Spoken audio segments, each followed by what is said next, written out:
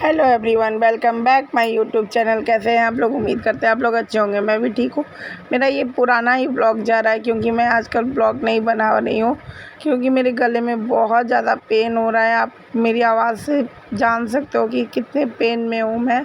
तो ये सारे ब्लॉग्स मेरे पुराने हैं जो मैंने आवाज़ ना आने पे बनाए हैं, सिर्फ ऐसे ही रिकॉर्ड मैंने कर लिया था। और आप देख सकते हो कि कितना बाहर धूप है। ये बृहस्पतिवार का है मेरा ये ब्लॉग, जो मैं और रिद्धिमा जा रहे हैं अंकित को खाना खिलाने के लिए फ़िलहाल।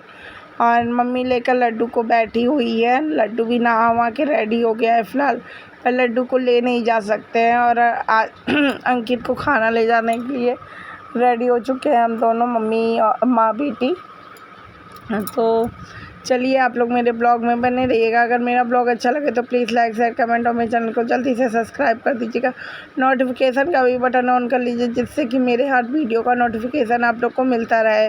तो आप लोग ये देख सकते हो बाहर कितनी तगड़े वाली धूप है। ये धूप तो जान ही ले लेगी लग रही है। और हवा भी चल रही है, आप लोग देख सकते हो। दरवाजे पर पूरे पन्नी पन्नी हो गया। सुबह ही झाड़ू लगाया था मैंने दरवाजे पे। और आजकल कपड़े पता है 5 मिनट में नहीं, 5 मिनट आधे घंटे में सूख जाते हैं आपके कपड़े। जितने भी कपड़े हैं मैंने सुबह ही उठ के लड्डू के सारे कपड़े भिगो कर धुले थे और सारे सूख गए। और यहाँ मैं घर पे भी लौट आई हूँ। मेरा थोड़ा पार्सल आना था इसलिए जल्दी आना पड़ा मुझे। और यहाँ मेरा लड्डू सो रहा था। मैंने रिद्धिमा को बोला कि रिद्धिमा होमवर्क कर लो। ये सारे मैंने रिद्धिमा के ना जो स्कूल होमवर्क मिला था वो सारे मैंने निकलवाए हैं लैपटॉप से। और ये रिद्धिमा होमवर्क करेंगी पूरा। और मैंने ये फ़ोन अपना ना आईपॉड मंगवाया मैंने, तो उसमें मैंने एडजस्ट कर लिया है फ़िलहाल। तो उसमें लगाया है मैंने फ़ोन। और मेरी आवाज़ इतनी गंदे तरीके से चली गई है ना, मैं बोल नहीं पा रही हूँ। एक तो मुझे हंसी भी आती है, गुस्सा भी आ रहा है, क्योंकि जब आपकी तबीयत ख़राब होती है ना तो बच्चे कुछ ज़्यादा ही चिल्लाते हैं। तो आप लड्डू को देख सकते हो, लड्डू बेचारा बड़ा शांत हो गया है क्योंकि लड्डू को भी 2 दिन फीवर था। इस वजह से बच्चे हो या बड़े हो, थोड़ी सी भी तबीयत ख़राब होती है तो थोड़ा मन तो उदास हो ही जाता है। और लड्डू अब मेरे पास आ रहा था और मैं देख रही थी कि आईपॉड पे मेरा फ़ोन एकदम सेट हो जा रहा है ना, तो हो जा रहा था, मुझे कोई प्रॉब्लम नहीं हो रही थी। और लड्डू भी मेरा बार बार उसी को देखे जा रहा था। बच्चे नई चीज़ें देखते हैं तो कितने उतावले हो जाते हैं, बड़ों से भी। हाँ, मेरा लड्डू कह भी रहा है, देख सकते हो आप लोग। हाँ, तो यही हो रहा है। और आप लोग बताओ, आप लोग का लंच वंच हो गया? हमारा तो फ़िलहाल हो चुका है। और अब मैं लड्डू को थोड़ी देर सुला दूँगी और रिद्धिमा को भी सुला दूँगी क्योंकि रिद्धिमा को कोचिंग जाना है। तो चलते हैं फिर।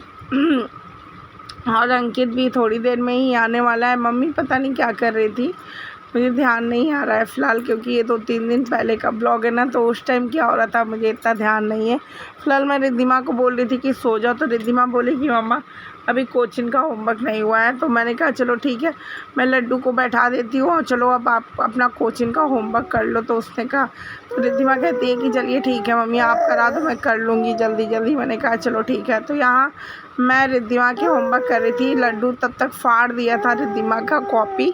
तो मैं क्या कर रही थी, जैसे जैसे रिद्धिमा की टीचर ने, कोचिंग टीचर ने लिख के दिया था, उसी तरह उसकी कॉपी पे मैंने उतारा कि लो आप कर लो दोबारा। मैंने पेन से ही लिख दिया होमवर्क पूरा। और रिद्धिमा मुझसे पूछ के होमवर्क कर रही थी।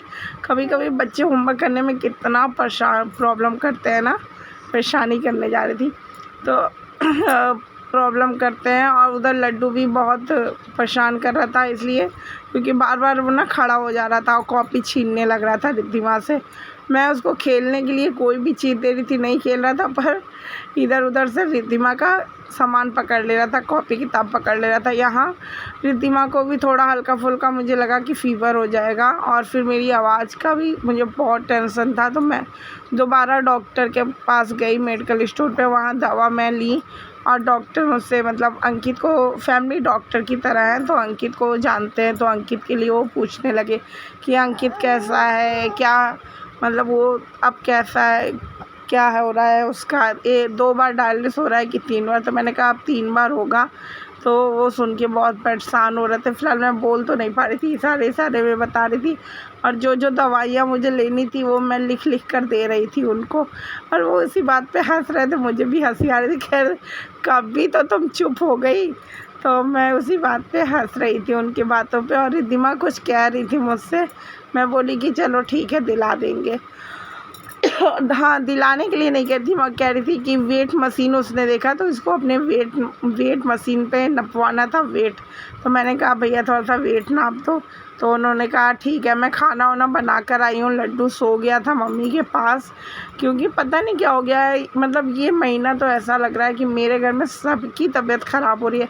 एक ठीक हो रहा है, एक बीमार हो रहा है, एक ठीक हो रहा है, एक बीमार हो रहा है, ऐसा ही चल रहा है आजकल फ़िलहाल।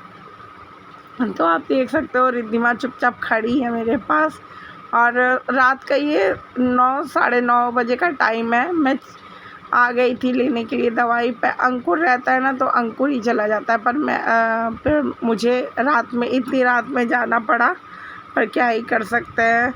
तो चलिए आप लोग बने रहिए हमारे ब्लॉग में, और आप लोग बताओ आप लोग का रात का डिनर हो गया है? हमारा तो बना के हम आए हैं, फ़िलहाल अभी नहीं हुआ है। चलिए आप लोग से मिलते हैं घर चल के फिर, और दिखाते हैं कि मैंने कौन कौन सी दवाइयाँ ली। लड्डू के लिए मुझे थोड़ा सा तेल ओल लेना है, लड्डू का तेल ओल ख़त्म हो गया है, वो लेना है। बस यही सामान है। फिर मिलते हैं आप लोग को चल के घर पे। यहाँ मैं घर पे आ गई थी, आप लोग देख सकते हो। और रिद्धिमा के नाना वीडियो कॉलिंग फ़ोन किए थे, वही रिद्धिमा वीडियो कॉलिंग फ़ोन पे बात कर रही थी, और लड्डू सो चुका था। और आप लोग ये देख सकते हो मैं इतनी दवाइयाँ लेकर आई हूँ, विक्स लेकर आई हूँ, और लड्डू के लिए तेल लेकर आई हूँ, लाल तेल, एक पे एक फ्री फ़िलहाल। तो चलते हैं। अब तो आज तो मालिश नहीं हो पाएगी लड्डू की, अब कल से करूँगी। मम्मी भी जा रही थी सोने के लिए, मैं भी खाना वाना खा चुकी हूँ अब, और दवाई ववाई खा के मैं भी सोऊंगी।